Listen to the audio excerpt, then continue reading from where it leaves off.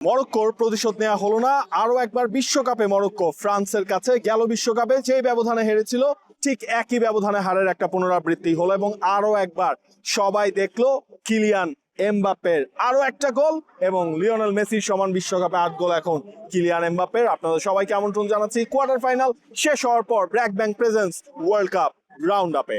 Kylian Mbappe অবশ্য আমার মনে হয় আরো একটা এগিয়ে গেছেন, তার 3টা অ্যাসিস্ট আছে এবং গার্ড মুলারের 2026-এ এসে 1970-এর রেকর্ড তিনি তাড়া করছেন।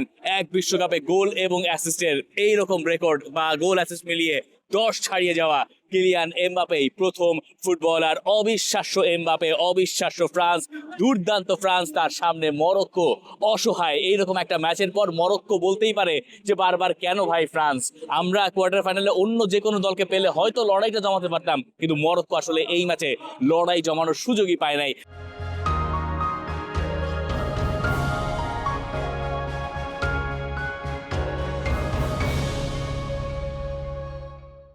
আপনি যখন স্কোর লাইন দেখবেন, আপনি দেখবেন হয়তো হাফ টাইম স্কোর লাইন ছিল গোললেস। আপনি হয়তো মাঝরাতে বসে ভেবেছেন এই ম্যাচে খেলা দেখে হবেটা কি। ফার্স্ট হাফে আপনি ওই কিলিয়ান এমবাপ্পের পেনাল্টি ছাড়া এমন কিছু পান নাই দেখার মতো, কিন্তু সেকেন্ড হাফে এমবাপ্পে শোটাকে নিজের করে নিয়েছেন। আরো একটা ম্যাচে গোল, এবং কি দুর্দান্ত গোল। যেখান থেকে তিনি বল পেলেন এক মুহূর্ত ভাবলেন না, শট করলেন, বল গেল জালে, এবং ফ্রান্সের ওই প্রথম গোলটার অপেক্ষায় বোধহয় সবাই করছিলেন। ওই একটা গোলে মোটামুটি নিশ্চিত হয়ে গেল যে এই অ্যাডভান্টেজ আসলে এই ম্যাচে কোন দিকে যাচ্ছে। এবং দেখেন কিলিয়ান এমবাপ্পের আজকে শুরুটা শেষটা মাঝখানের ওই গোলের ওই সিকোয়েন্সটা বাদ দিয়ে, শুরু তিনি করলেন পেনাল্টি মিস দিয়ে, শেষটা তিনি করলেন ইনজুরিড হয়ে মাঠ থেকে তাকে উঠে যেতে হলো। সো দিন শেষে ফ্রান্স এখন চিন্তা করবে কিলিয়ান এমবাপ্পে যে মাঠটা ছাড়লেন ওই মোমেন্টটা যেন ফ্রান্সের জন্য সেমিফাইনালে ওই কোনো একটা ব্যাড ইন্ডিকেশন যেন না দেয়। কিলিয়ান এমবাপ্পের সামনে প্রতি ম্যাচে তিনি রেকর্ড করে যাচ্ছেন। কিলিয়ান এমবাপ্পেরা এই ম্যাচেও কিন্তু শুরু থেকেই আলটিমেটলি চেষ্টা করছিলেন, বাট দিন শেষে মরক্কোর যত প্রতিরোধ তার সবকিছুই ভেঙে গেছে কিলিয়ান এমবাপ্পের ওই সিঙ্গেল ইন্ডিভিজুয়াল ব্রিলিয়ান্সির সেই গোল দিয়ে। মরক্কোর ডিফেন্ডাররা ছিল মাঝখান থেকে অ্যাঙ্গেল তিনি যেভাবে বের করলেন, that was too good to see ultimately. আর কিলিয়ান এমবাপ্পের ইনজুরি নিয়ে যে শঙ্কাটা, সেটা একটু তাড়িয়ে দেই বা কমিয়ে দেই এইভাবে, যখন ম্যাচ শেষ হয়েছে তখন কিলিয়ান এমবাপ্পে তার গোটা দলকে নিয়ে নেচেছেন ফ্রান্স সমর্থকদের সামনে গিয়ে। সেটা আমাদেরকে বলছে যে এমবাপ্পে সম্ভবত সতর্ক হয়েই মাঠ ছেড়েছেন।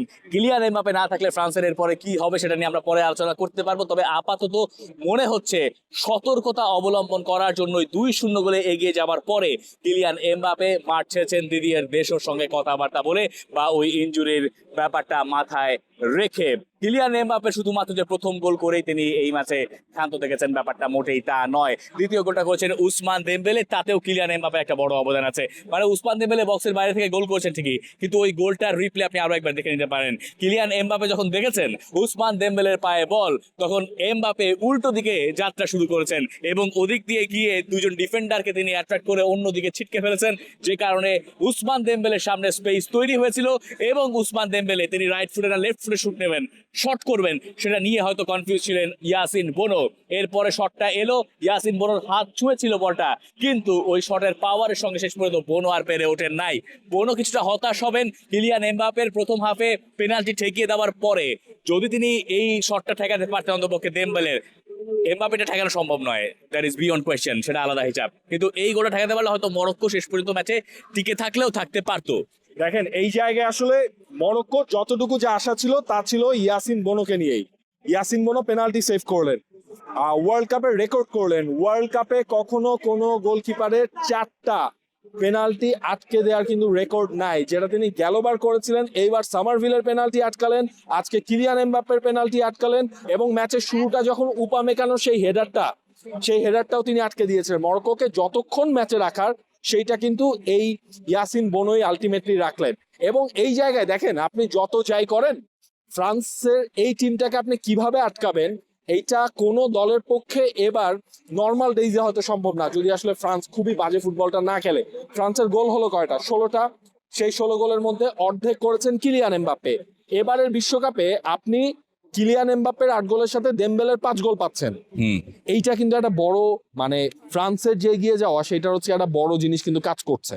দুজন ফুটবলার একই দল থেকে নিজের পক্ষে 5টা করে গোল করেছেন বিশ্বকাপে, এমন ঘটনা সবশেষ ঘটেছিল 2002-এ। সেই দলটার নাম ব্রাজিল, আর দুজন ফুটবলারের নাম আপনি নিশ্চয়ই এতক্ষণ অনুমান করে ফেলতে পারেন, রোনালদো আর রিভালদো জুও। এই ফ্রান্স যদি বিশ্বকাপ শেষ পর্যন্ত না যেতে তাহলে সেটা অবাক করার মতো বিষয় হবে, কিন্তু ফ্রান্সের আসল পরীক্ষা হয়তো অপেক্ষা করবে সেমিফাইনালে।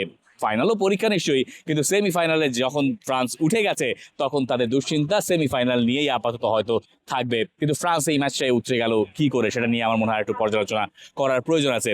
ফার্স্ট হাফে মরক্কো আসলে মোমেন্টামটা পিক করতে সেই অর্থে পারে নাই।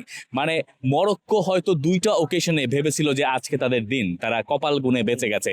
প্রথম কপাল গুনে বেঁচে যাওয়া হচ্ছে ওই দায় উপামাকানোর যেই হেডারটা, যেটা তিনি প্রপারলি কানেক্ট করতে পারেন নাই, জাম্পিং এর সঙ্গে বলের মাথা কানেকশন ঠিক মতো হয় নাই।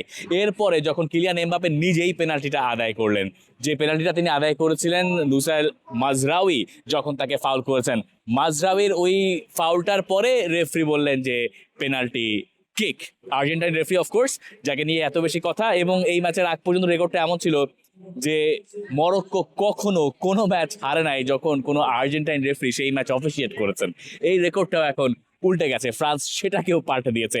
তবে যখন এমবাপে পেনাল্টি মিস করলেন তখন হয়তো শঙ্কা কিছুটা জেগেছিল, কিন্তু ফার্স্ট হাফ শেষের আগেই লুকাস দিনিয়ে যে শটটা করলেন সেটা গিয়ে ক্রসবারে লাগলো, ইয়াসিন বোনো একটু ধাঁধায় পড়ে গিয়েছেন। এই ছাড়া বলার মতো দুই পাশ থেকে আক্রমণ তেমন একটা ফার্স্ট হাফে অন্তত পক্ষে দেখা যায় নাই। তারপরে সেকেন্ড হাফের গল্পটা একেবারেই আপনার জানা, কিলিয়ান এমবাপে আর উসমান দেমবেলে শো, তাতে ফ্রান্স উঠে গেছে বিশ্বকাপের সেমিফাইনালে আরও একবার। দেখেন ফ্রান্সের এই রিসেন্ট টাইমসের পারফরমেন্সগুলো বিশ্বকাপে 2018 চ্যাম্পিয়ন হওয়া, 2022 রানার্স আপ হওয়া, 2026 এসে সেমিফাইনালটা সিকিউর করে ফেলা, মানে দিদিয়ের দেশর এই ফ্রান্স এখনকার ওয়ার্ল্ড ফুটবলের যদি আপনি পাওয়ার হাউস বলেন, আমার মনে হয় সেটা আসলে ভুল হবে না। মানে তাদেরকে হয়তো আপনি বলতে পারেন যে পাওয়ার হাউস না, একটা বিশ্বকাপ জিতেছে, একটা হচ্ছে ফাইনালে হেরে গেছে, বাট তিনটা ব্যাক টু ব্যাক বিশ্বকাপে এরকম কনজিকিউটিভ পারফরমেন্স অন্য আর কোন দলটার আছে? না, আপনি 98 থেকে 2026 পর্যন্ত এখন বিচার করেন, এই টাইমলাইনটা বিচার করেন। 98 তে চ্যাম্পিয়ন, 2002 এ গ্রুপ স্টেজ থেকে বাদ পড়ছেন, 2006 এ ফাইনাল রানার্স আপ হয়েছেন, 2010 এর রেমন ডমিনিক কাহিনী, যেবার ওই ন্যাক্কারজনক ঘটনার পরে থিয়েরি অরির ফ্রান্স গেল গ্রুপ স্টেজ থেকে বাদ পড়ে, 2014 থেকে দিদিয়ের দেশও এই দলটার সঙ্গে কোয়ার্টার ফাইনালে সেবার তারা পটেনশিয়াল জার্মানির চ্যাম্পিয়ন জার্মানির কাছে 1-0 গোলে হেরেছিল। 2018 তে চ্যাম্পিয়ন, 2022 এ রানার্স আপ, আর এবার তারা চ্যাম্পিয়ন হওয়ার জন্য আরো একবার খেলছে। দিদিয়ের দেশর কথা একটু আলাদা করে মনে হয় বলার প্রয়োজন। তিনি ম্যাচ শেষে বলছেন যে কিলিয়ান এমবাপেকে পেয়ে তিনি আসলে কত ধন্য হয়ে গেছেন।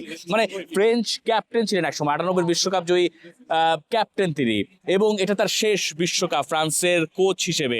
ফ্রান্সের ইতিহাসে তো বটেই, তিনি আসলে এখন মানে এই বিশ্বকাপের ইতিহাসেই অন্যতম সেরা কোচ হয়ে এরই মধ্যে গেছেন।